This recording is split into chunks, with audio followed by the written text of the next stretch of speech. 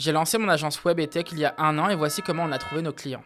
Quand on a démarré, j'avais une communauté en ligne, mais elle n'était pas forcément alignée avec ce qu'on vend aujourd'hui. On avait des clients au début, mais la demande est périodique, donc c'est impossible de compter uniquement là-dessus. Par exemple, en été, c'est une période plutôt creuse, et on n'est pas les seuls à le dire. Il fallait donc trouver des sources de clients fiables et prévisibles, et après 1 an, voici la répartition exacte. Et attention, je parle en volume de travail, pas en nombre de clients. D'abord, on a 10% qui viennent de la prospection. Uniquement des mails froids, on en fait peu et on sait qu'on doit investir sur ce levier, mais ça fonctionne. Et cette année, ça va être notre focus. On a environ 30% qui vient du réseautage, des échanges, des rencontres, des mises en relation, des groupes d'entrepreneurs. Pas de vente forcée, mais juste être la bonne option le jour où un besoin apparaît avec les relations qu'on a déjà. Pour finir, on a 60% qui viennent de notre présence en ligne. C'est pas un gros nombre de clients, mais c'est beaucoup de volume car on a des partenariats solides et long terme avec eux. Le contenu, ça aide à créer de la confiance et ma communauté, souvent, c'est des gens qui font la même chose que nous, donc qui peuvent nous donner du travail s'ils en ont trop de leur côté. Même si cette année, je veux créer du contenu directement pour nos clients finaux, histoire qu'on soit plus indépendant. Pour finir, voici ce qui est vraiment intéressant. Les 3 leviers dont je vous ai parlé se renforcent entre eux. Quand quelqu'un vous voit déjà grâce à votre contenu, un mail ou une mise en relation n'arrive jamais froide. La personne vous connaît déjà. Et c'est un immense levier, surtout si vous avez un site web qui fit,